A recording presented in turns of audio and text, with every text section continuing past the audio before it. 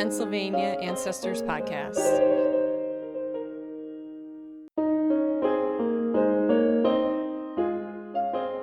This is Denise Allen, and in this week's episode, I do a bonus episode on how to learn about Pennsylvania records.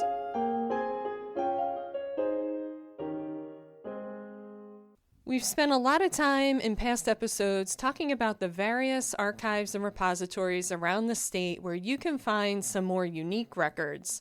But what if you're a genealogist who just is little unsure about all the kinds of records were ever made in Pennsylvania? How would you learn about those?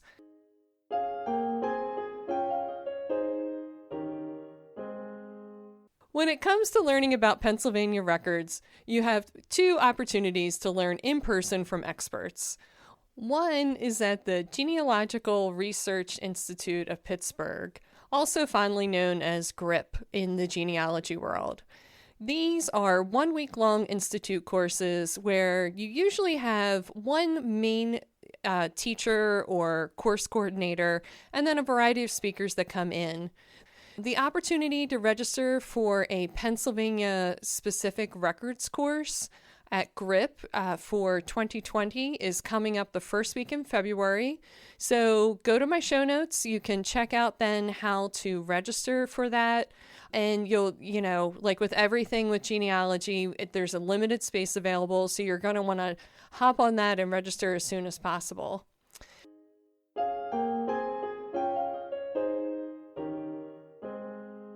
So that is a course available on the western end of the state. On the eastern end of the state, the Historical Society of Pennsylvania in Philadelphia also offers a week-long program on Pennsylvania records. So if your ancestors were based more in the Philadelphia area, you might want to check this one out, because while you're there, you could extend your trip and do some additional research in the archives around Philadelphia. That program is coming up in August, and check out hsp.org, link in my show notes, for how to register for that and get that, classroom learning. If that's what you really want, that is the place to go.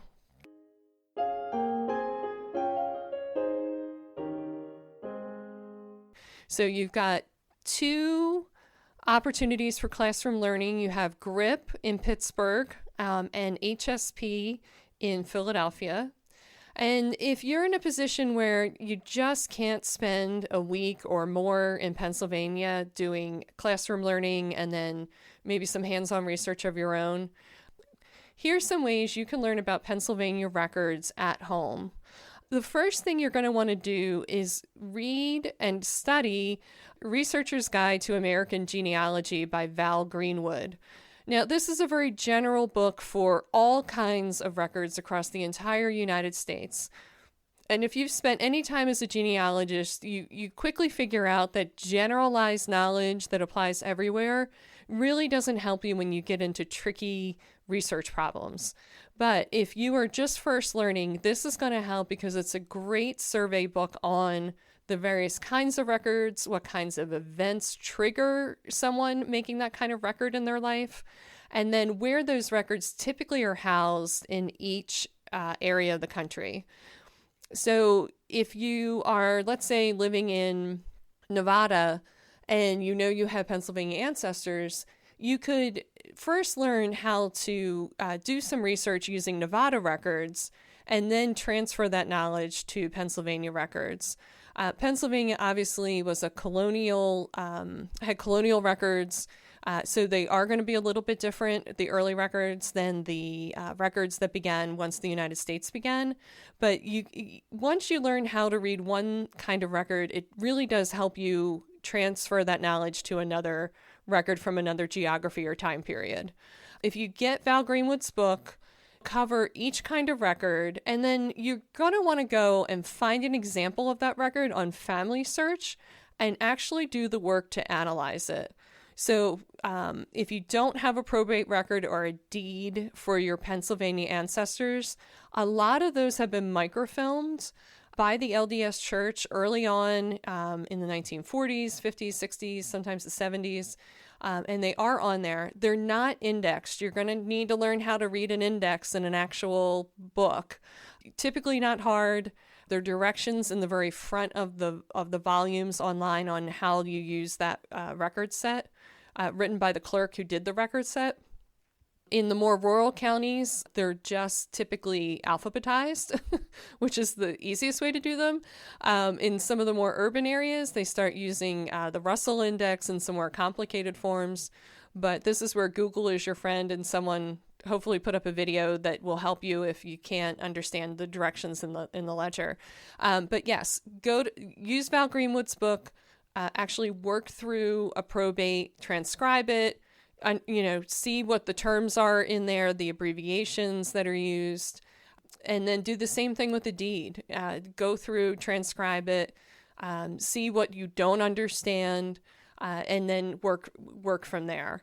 So that kind of hands-on work, honestly, you're not going to do in a classroom setting. They're not going to have you analyze a probate or a deed, to read somebody's will. They'll talk about it with you, but you'll find with genealogy, the way that you're going to learn, let's say, the way you're going to learn the deepest about something is to actually do it rather than just hear about it.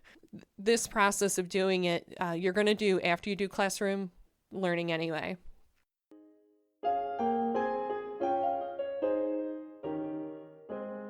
All right, so after you have your general knowledge of the different kinds of records that people can produce in their lives and where those records are generally stored, you're going to want to go to the counties where your ancestors lived and figure out what are the range of records that they hold in that county for what years and what the history of the county is. So I think I've talked about this before, but there are county history books for most of the counties in the state of Pennsylvania that were written in the late 1800s. Most of the book is typically biographies that people paid to have their biography put in these history books. But they're also, in the front of the books, a history of the county. Who were the immigrants that came into the county? What kinds of industry did the county have? What were the early townships? Who settled there? In any county, there's typically farming. There's maybe some mining, forestry. There could be industry. Oil was discovered here, came later. So just really look through that history of the county. It's going to give you an idea of the kinds of things your ancestors were doing when they lived there, what they were possibly involved in. And this is where it helps you then to transfer that knowledge to those more specialized archives. So for instance, if they lived in a county such as Center County that had 4 Pennsylvania governors came out of that county during different time periods. Your ancestor maybe lived in the same enumeration district as census district as one of those governors and maybe had some sort of relationship with that governor. So, this is where you analyze those census records. You analyze what's in the probate and the deeds to see how close, were these folks living next to each other. And then you could go look for the governor's records, right? And see if there's some correspondence in there or some other record where your ancestor was involved. So that county level specific help, I do have on my website a research guide to the counties that has, as you scroll towards the bottom, the contact information for the holder of genealogical records in that county outside of the county courthouse. So the county courthouse is going to have the legal records that people had to do for legal purposes. The almshouse, the county took care of folks that were poor and unable to care for themselves and early on, and those would be there. They can help you figure out at the county level, when you contact that local genealogical or historical society, what records might exist and genealogical work was done on your family also. So if somebody did, let's say, a ton of work and research on your family tree back in 1978, likely they left it with that society and it's sitting on a shelf there. It's not been digitized. It's maybe not been cataloged on an online catalog. And the only way you're going to find out about it is to send an email or write a letter to those genealogical societies. A lot of them are on Facebook also.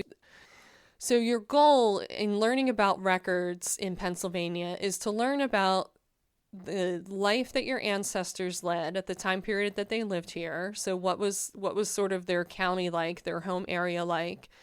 What kinds of records were they making at that point legally that they had to make? And also what additional records could have been created and maybe housed at a local society.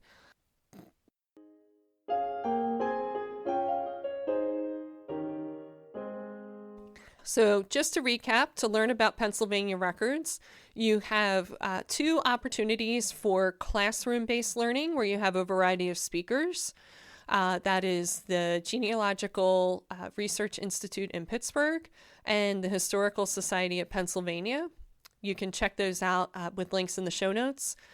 For your home-based learning, to learn on your own time, in your own place, you're going to want to grab The Researcher's Guide to American Genealogy by Val Greenwood.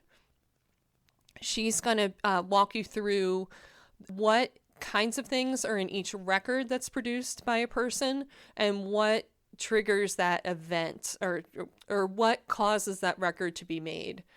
The book is incredibly easy to read and go through, and you're going to follow that up with actually looking at examples of those records. And the easiest place to find those records that's totally free is Family Search. You're going to need to look in the catalog for records in the county that your ancestors lived. And then just to recap again, on my website, there's some county research guide help. Obviously, Family Search has a wiki, WIKI, the Family Search Wiki, if you haven't gone through it, which goes in incredible detail level of all the kinds of records in counties and where those are for religions and ethnicities and specific record sets that especially Family Search holds. But if you're just looking for some general information and sort of the easiest, quickest place to go, that is on my research guide. So if you need a first cut, just tell me where to go first. Use my research guide. If you want more in-depth details, you definitely want to use the Family Search Wiki. They have a slew of folks that edit that and update it. If you have a question as you're doing your research, reach out on my website. I have a button on the front page. It says click to leave a question. So I'd love you if you recorded a question and we can answer them on the podcast. It's a great way for other people to learn because if you have the question, as they say, there's probably 100 other people that also have it. And we could all learn from each other on where the tricky parts are in doing Pennsylvania research.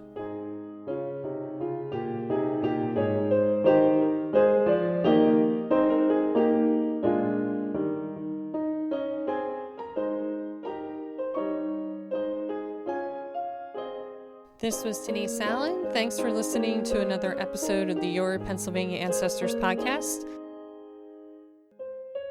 Join me next week when we're going to be talking with Erie County, Pennsylvania, and what their records are. Thanks.